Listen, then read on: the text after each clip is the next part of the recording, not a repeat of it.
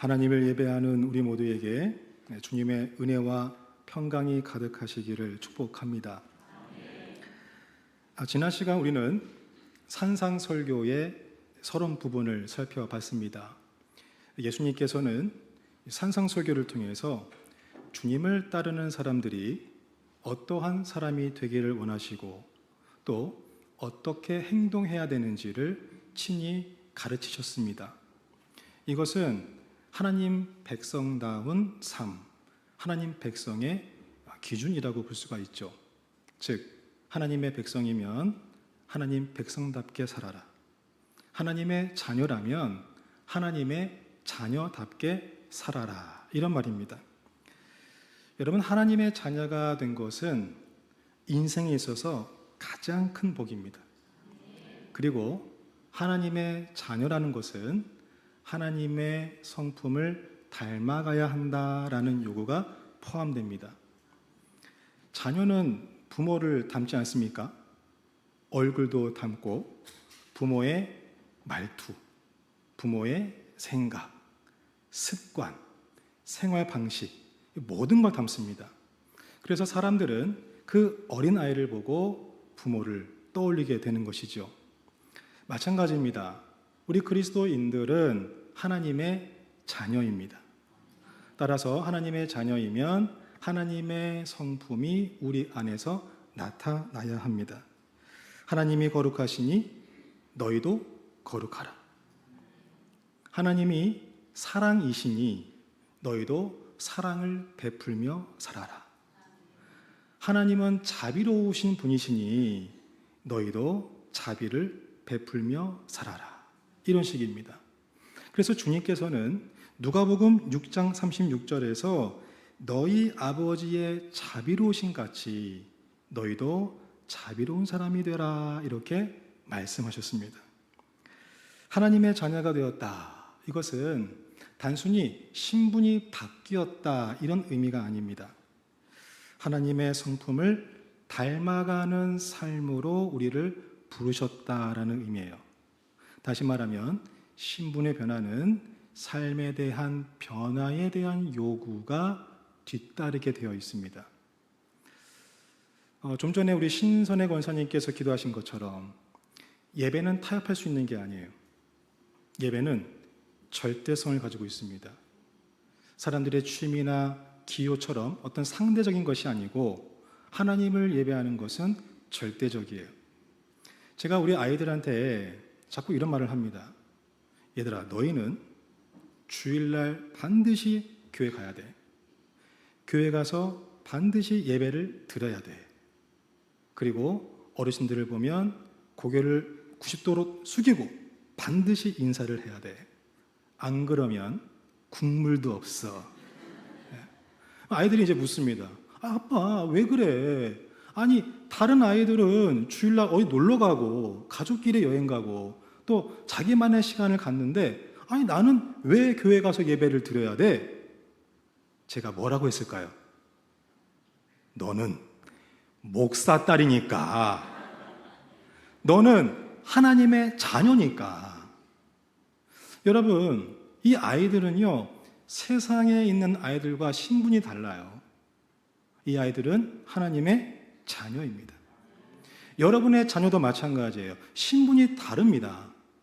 저와 여러분들도 세상에 있는 사람들과 신분이 다릅니다. 저와 여러분들은 누구입니까?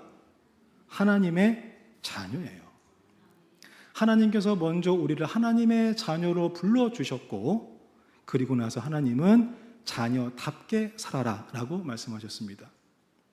예수님께서도 변화 없이 무엇인가를 요청하지는 아니하십니다. 변화를 주고 나서 무엇인가를 명령하세요. 먼저 은혜를 베푸시고 먼저 새로운 생명을 우리에게 허락하시고 자비와 긍휼을 베푸시고 하나님의 자녀로 삼으신 다음에 너희는 이렇게 살아야 돼. 너희는 이러한 성품을 지니고 살아야 돼. 이렇게 말씀을 하십니다. 이것이 바로 산상설교의 선언입니다. 지난주 산상설교의 전반적인 부분을 살펴보면서 우리는 몇 가지 사실을 발견할 수 있었습니다. 무엇입니까? 첫 번째, 산상설교에 묘사되는 이 그리스도인의 성품은 누구나 다 갖고 있어야 하는 성품이라는 사실이에요. 즉 예수님을 믿고 그분을 주로 고백하는 사람이라면 이러한 성품들이 삶에서 나타나야 한다는 것이죠.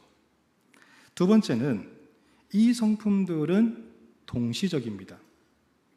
어떤 사람에게는 이런 성품이 있고 또 저런 사람에게는 저런 성품이 있고 이런 게 아니고 그리스도를 나의 주로 고백하는 사람이라면 반드시 이 성품들이 동시에 나타나야 한다는 거예요. 특별히 이 성품들은 태어나면서부터 자연스럽게 갖고 있는 것이 아닙니다.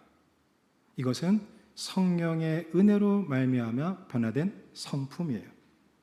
여러분, 성령에 의해서만 우리의 심령이 새롭게 변화가 됩니다.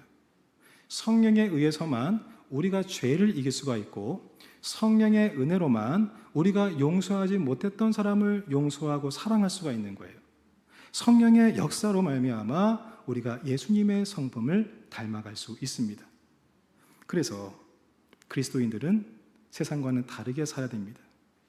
말과 행동, 마음가짐, 가치관, 생활 방식, 이 모든 것이 달라야 된다는 거죠. 세상은 자기 신념, 자기 표현, 또 세상의 가치관에 따라 살아가지만 저와 여러분들, 즉 하나님의 자녀인 그리스도인들은 예수님의 마음을 품고 살아갑니다. 하나님 나라와 그 의를 구하며 살아가야 하는 것이죠. 예수께서 그리스도인에게 바라시는 이상적인 성품이 바로 이것이고 그중 첫 번째가 오늘 본문 말씀에 나오는 심령의 가난입니다. 자, 오늘 본문 말씀 5장 3절을 다시 한번 보겠습니다. 심령이 가난한 자는 복이 있나니 천국이 그들의 것이며. 자, 여기서 예수님은 복이라는 단어를 말씀하셨는데 이것은 헬라어로 보면 메카리우스라는 단어예요. 이것은 행복한이라는 의미를 담고 있습니다.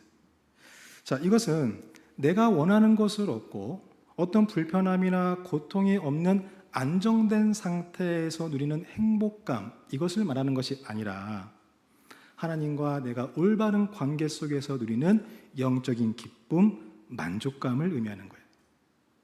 내가 하나님께 인정받은 상태, 외적인 환경을 초월한 영적인 기쁨, 구원, 하나님 나라에 속한 축복, 예수님의 은혜와 긍휼로 말미암아 내가 누리게 되는 참된 행복을 말하는 것입니다. 이것은 외면적인 것이 아니라 내면적이고 영적인 거예요. 세상 사람들은 돈이나 명예, 성공을 추구하지만 그리스도인들은 하나님 나라와 그 의를 구하며 살아갑니다. 세상은 자기를 드러내고 자기를 중심으로 살아가지만 그리스도인들은 하나님 나라를 구하며 살아가고 하나님 말씀을 중심으로 살아갑니다. 바로 이런 사람이 성령의 도우심으로 변화된 사람들이고 바로 이것이 예수께서 말씀하신 그리스도인의 참된 성품입니다. 자, 그렇다면 예수께서 말씀하신 심령이 가난하다라는 것은 구체적으로 무엇을 의미할까요? 첫 번째, 그것은 하나님 앞에서 깨어진 마음입니다. 자, 오늘 본문과 병행 구절을 가지고 있는 누가복음 6장 20절에도 이와 같은 내용을 기록하고 있습니다. 누가복음 6장 20절을 보면 너희 가난한 자는 복이 있나니 하나님 나라가 너희 것이며. 자, 여기서 가만히 보면 차이점이 있습니다. 분명 마태복음에서는 심령이 가난한 자가 복이 있다라고 말씀을 했는데 누가복음에 보니까 심령이라는 단어가 빠지고 가난한 자가 복이 있다라고 말하고 있습니다. 자, 왜 이런 차이가 발생하는 걸까요? 누가복음 1장에 보면 누가가 누가복음을 누구에게 썼는지 그리고 왜 썼는지를 기록하고 있습니다. 여러분, 누가복음의 수신자는 누구죠? 데오빌로입니다. 그는 각하라고 불릴 수 있는 사람, 즉 아주 유력한 자였어요. 그러니까 많이 배우고 많은 것을 가진 사람입니다. 여러분, 많이 가진 사람에게 가난한 자라고만 이야기해도 본래의 메시지를 잘 전달할 수 있죠. 따라서 이런 내용입니다. 데오빌로 각하여, 당신은 많이 배웠습니다. 많이 가졌습니다. 부족한 것이 없죠. 그런데 바로 그 때문에 하나님을 의지하려는 마음은 그만큼 작습니다. 그런데 가난한 사람은 아무것도 없습니다. 따라서 그는 하나님만을 의지합니다. 그리고 그러한 사람이 복됩니다. 라는 메시지예요. 자, 그런데 마태의 경우는 달랐습니다. 마태복음은 누가복음과는 달리 심령이 가난한 자가 복이 있다라고 기록하고 있습니다. 여러분, 물론 가난하다고 해서 물질을 초월하는 것은 절대 아닙니다. 오히려 가난하기 때문에 물질에 더 집착할 수 있어요. 생리적인 의미에서 볼 때 가난한 사람과 부자 똑같이 하나님 나라와 멀리 떨어져 있을 수 있습니다. 여러분, 가난한 곳에 미덕이나 유익한 것은 없어요. 가난, 그것이 사람들을 어떤 영적으로 만들어주거나 구원을 보장해주지는 못한다는 얘기예요. 자, 주님께서 가난을 말씀하실 때 그것은 세상의 가치관의 지배를 받지 않고 살아가는 것을 의미하는 것이고, 물질에 의존하지 말라는 의미로 가난을 말씀하신 겁니다. 어떤 사람이 마음속에 늘 부자가 되고 싶은 욕망으로 살아갑니다. 매일 투자하고 부동산 가격 확인하고 또 성공한 사람을 부러워하고 갈망합니다. 속으로는 나는 왜 저렇게 살지 못할까? 나도 저들처럼 성공한 인생을 살고 싶어. 이렇게 느끼고 있다면 그것은 절대 복된 것이 아니에요. 반대로 내가 많은 재산을 가졌어도 그것이 하나님으로부터 온 것임을 깨닫고 그 재산을 하나님의 영광을 위해 사용한다면 그 사람은 복된 사람입니다. 따라서 마태복음에서 예수님은 너희들은 물질적으로 가난하다고 해서 절대 복된 것이 아니다. 너희들의 마음이 가난해야 된다. 마음이 가난해지지 않으면 그 경제적 빈곤이 얼마든지 너희를 완악하게 만들 수 있기 때문이다. 이러한 의미로 심령이 가난한 자가 복이 있다라고 말씀하신 겁니다. 그렇습니다. 예수님은 가난의 문제에 대해서 말씀하실 때 그것은 단순히 물질적 가난을 이야기하신 것이 아닙니다. 영적인 마음의 가난에 대해서 말씀하신 거예요. 우리는 여기서 주님께서 관심을 가지고 계신 것이 영적인 것임을 다시 한번 발견하게 됩니다. 다시 말해 심령이 가난하다. 이것은 내가 하나님의 진노 아래의 죄인이구나. 내가 심판받아 마땅한 존재구나. 나는 내 힘으로 나 스스로를 구원할 수 없는 존재구나. 나는 온전히 주님을 사랑할 수 없는 무능력한 존재구나. 이 사실을 깨닫는 것입니다. 여러분, 거룩하신 하나님 앞에 우리가 서 있다라고 생각해 보십시오. 우리가 하나님께 무엇을 보여드릴 수 있겠습니까? 우리의 의를 보여드릴 수 있을까요? 절대 아닙니다. 오히려 하나님 앞에 섰을 때 우리는 죄로 인해 죽을 수밖에 없는 존재라는 사실을 더욱더 깊이 느끼게 될 것입니다. 성경에 보면 모세가 그런 사람이었어요. 모세는 히브리인이었지만 애굽에서 왕자로 자랐습니다. 당대 최고의 엘리트 교육을 받고 자랐습니다. 세상의 기준으로 볼 때 그는 부족함이 전혀 없던 사람이었어요. 그런데 그는 살인자의 모습으로 광야에서 40년간을 방황해야 했습니다. 그에게는 두 아들이 있었습니다. 게르솜과 엘리에셀이었습니다. 게르솜이라는 그 이름의 뜻은 내가 이방에서 나그네가 되었다라는 의미예요. 자, 이것은 모세의 삶을 대변하고 있는 겁니다. 모세는 자신의 삶을 보면서 내가 이방에서 나그네가 되었다. 나는 아무것도 아니다라고 고백했던 겁니다. 애굽에서 왕자로 살던 모세가 이제는 광야에서 내가 나그네요 아무것도 아니다 라고 말했던 거예요. 그런데 어느 날 그가 호렙산에서 하나님을 만나게 됩니다. 하나님은 모세에게 내 백성을 구하라 라고 말씀하셨습니다. 그때 모세는 어떻게 반응했나요? 하나님, 내가 누구이기에 바로에게 갑니까? 내가 누구이기에 이스라엘 백성들을 애굽에서 이끌어낼 수 있겠습니까? 저는 그렇게 못합니다.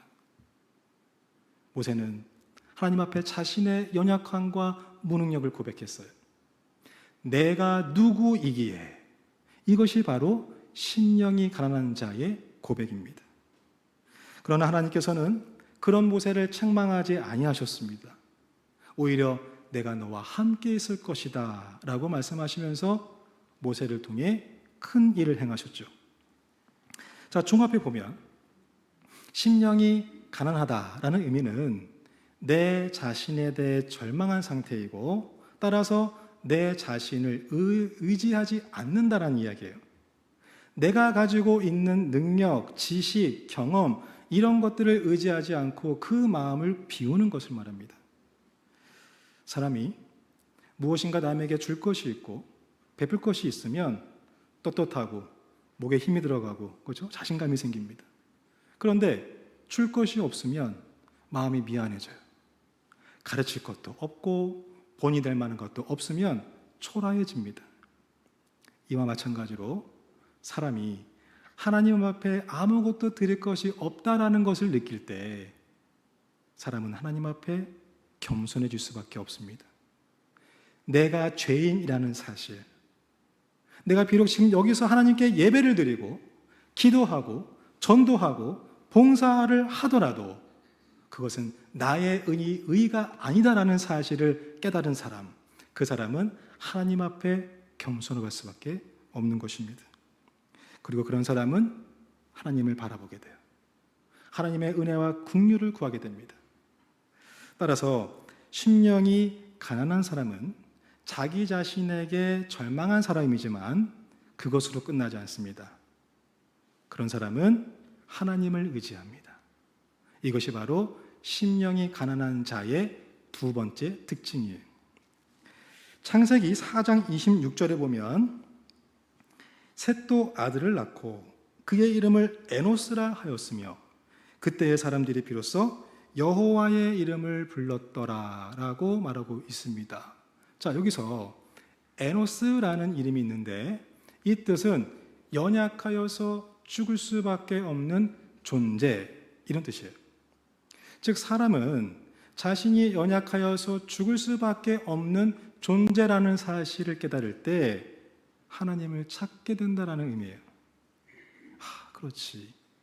내가 강한 존재가 아니구나. 나는 연약한 존재구나. 아무것도 할 수 없는 존재구나. 내가 하나님 앞에 서 보니까 죄로 인해 죽을 수밖에 없는 존재구나. 이 사실을 깨달을 때 사람은 자신을 의지하는 마음을 버리고 하나님을 의지하게 됩니다. 여기서 우리는 예배의 본질을 발견하게 되죠. 여러분, 예배의 본질이 무엇입니까? 자신의 연약함, 자신의 무능력을 깨닫고 예배를 받으시기에 합당하신 그 하나님께 나아가서 경배와 찬양을 드리는 게 예배예요. 나의 죄성과 나의 연약함을 하나님께 고백하면서 주님의 은혜와 긍휼을 구하는 것이 예배입니다. 그러므로 저와 여러분들은 하나님께 예배할 때 심령이 가난한 자로 나아가야 합니다. 주님, 나는 아무것도 아닙니다. 주님, 내 힘으로는 아무것도 아버지께 드릴 것이 없습니다. 저는 주님의 은혜가 필요합니다. 저에게 주님의 은혜를 베풀어 주옵소서. 이것이 심령이 가난한 자의 고백이고 이것이 참된 예배자의 모습입니다. 저와 여러분들이 그리스도인이라면 나의 학벌, 나의 지식, 내가 소유하고 있는 물질, 내 경험을 인생의 기초로 삼아서는 안 됩니다. 그것을 자랑하거나 그것을 의지해서도 안 됩니다. 여러분, 사도 바울을 보십시오. 그는 유대 사회의 엘리트였습니다. 베냐민 지파 사람이었어요. 히브리인 중에 히브리인이었습니다. 당대 최고의 율법학자였던 가말리엘 밑에서 그는 모든 걸 배웠어요. 종교 지도자였고 또 종교적으로 열심히 대단해서 예수님을 믿었던 사람들을 박해하기 시작했어요. 그런데 그런 그가 다메섹으로 가는 그 길에서 부활하신 예수님을 만나게 됩니다. 그리고 나서 그동안 자기가 자랑했던 그 모든 것을 배설물로 여기게 되죠. 하나님 앞에 서 보니까 내 안에 아무것도 자랑할 것이 없다라는 것을 발견하게 된 것입니다. 대신에 그는 무엇을 자랑했습니까? 주님의 십자가를 자랑했어요. 바울은 갈라디아서 6장 14절에서 이렇게 말합니다. 내게는 우리 주 예수 그리스도의 십자가 외에 결코 자랑할 것이 없다. 그리고 또한 고린도전서 1장 18절에 이렇게 말합니다. 십자가의 도가 멸망받는 자들에게는 미련한 것이요 구원을 받는 우리에게는 하나님의 능력이다. 이렇게 고백했습니다.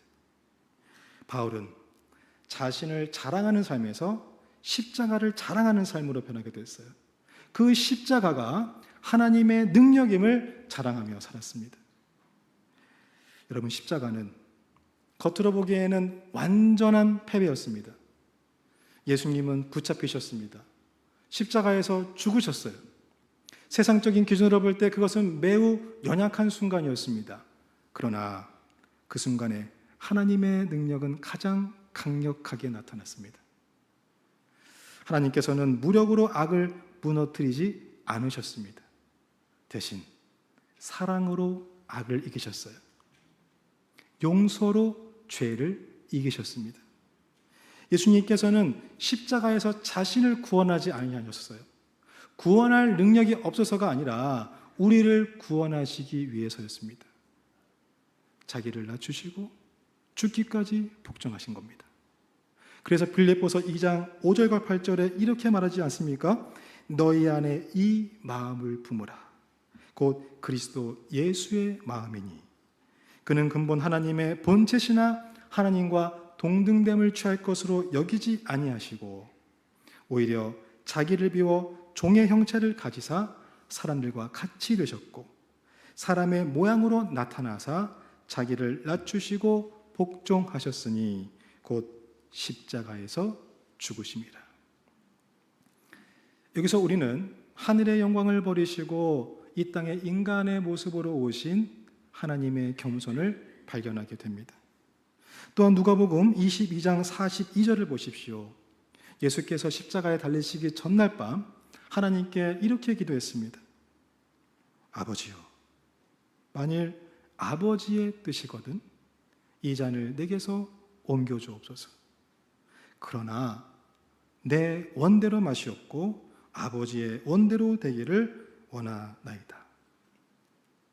자기의 뜻과 계획을 포기하고 하나님만 의지하는 예수님을 발견하게 됩니다. 자기를 낮추시고 죽기까지 복종하신 예수님이야말로 심령이 가난한 자의 완전한 모델이 되십니다. 자, 이런 관점에서 본다면 우리가 살아가면서 때론 나의 계획이 실패하거나 무산되는 것이 하나님의 은혜일 수 있습니다.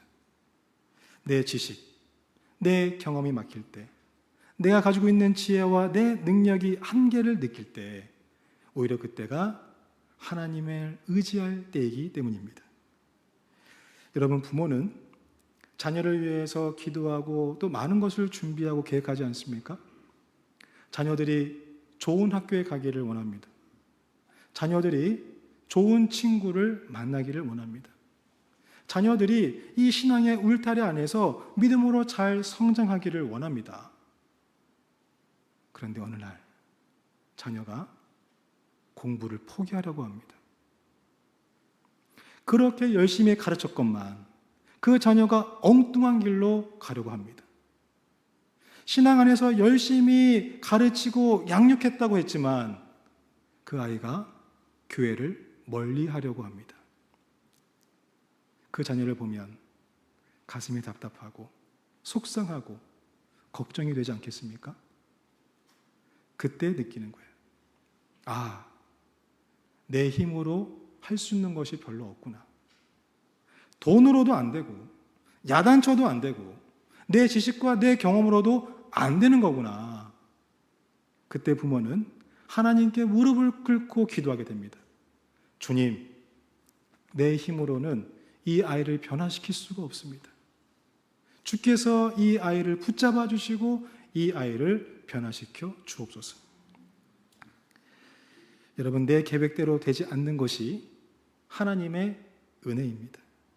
그때야 비로소 나 자신에 대해서 절망할 때이고 그때야 비로소 심령이 가난한 마음으로 하나님을 의지할 순간이기 때문입니다. 학교에서도 학부모 기도회가 있습니다. 일주일에 한 번씩 부모님 만나면서 함께 예배를 드리는데 어느 날 한 어머니께서 이렇게 간증하셨습니다. 목사님, 제가 암으로 투병 중이었고 이번 주에 항암 치료 마지막이었습니다. 너무나 힘든 시기였고 제가 할 수 있는 것이라고는 하나님만 의지하는 것이었습니다. 오늘 목사님의 말씀을 듣고 하나님께서 지금 내게 말씀하시고 내 마음을 위로해 주시고 치료해 주시는 것을 느끼게 됐습니다. 이렇게 간증을 했어요. 그렇습니다. 내가 아무것도 할 수 없구나. 나는 하나님께 드릴 것이 아무것도 없구나. 나는 무능하고 연약한 존재구나. 나는 죄인이구나. 하오니 주님, 저에게 은혜를 베풀어 주옵소서. 이것이 심령이 가난한 자의 모습입니다.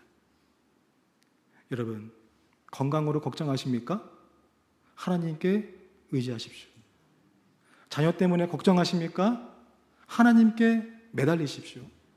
경제적으로 삶의 문제로 너무나 어려운 시기를 보내고 계십니까? 하나님께 호소하십시오. 주님, 내 힘으로는 아무것도 할 수 없습니다. 주님께서 도와주셔야만 내가 살아갈 수 있습니다. 주님만이 나의 소망입니다. 이렇게 내 자신에 대해서 절망하고 하나님의 은혜와 긍휼을 구하는 자가 되시기를 축복합니다. 그리고 그런 사람이 복이 있습니다. 왜 복이 있을까요? 천국이 그들의 것이기 때문입니다. 예수님은 어린 아이와 같지 아니하면 천국에 갈 수 없다라고 말씀하셨습니다. 여러분, 어린아이는 어떤 존재입니까? 부모를 의지해야 살 수 있는 존재입니다. 부모 없이는 살아갈 수 없는 존재가 아기들이에요. 우리 현대교회에도 영화부에 몇 명의 아이들이 있습니다. 가끔 우리 한나사모가 희원이 안고 다니면서 좀 봐주긴 하는데 그 희원이가 엄마 아빠 없이 살아갈 수 있을까요? 절대로 살아갈 수 없습니다.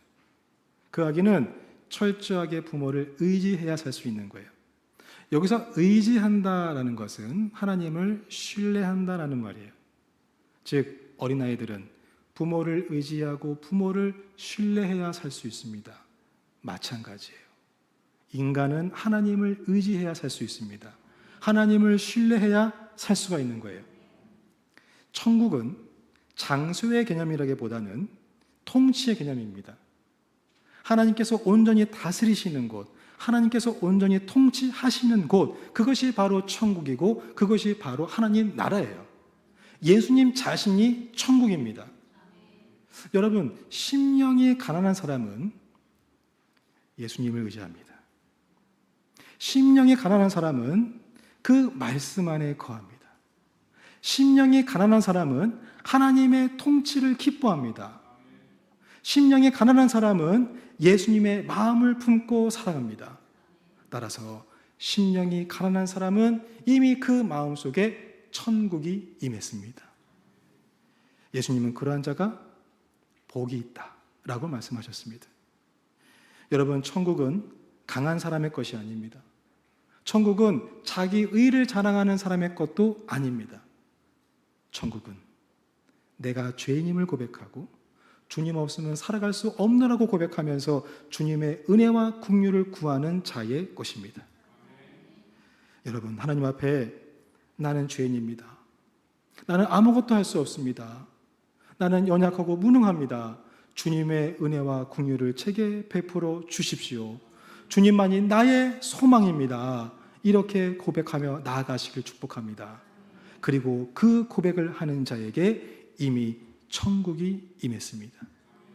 바로 그는 저와 여러분들이 심령이 가난한 자가 되어서 하나님의 은혜와 긍휼을 구하며 그리하여 천국의 복을 누리며 살아가는 성도가 되시기를 주님의 이름으로 축복합니다. 기도하겠습니다. 사랑의 하나님, 오늘 말씀을 통해 심령이 가난한 자가 복이 있다는 사실을 배우게 하시니 감사합니다.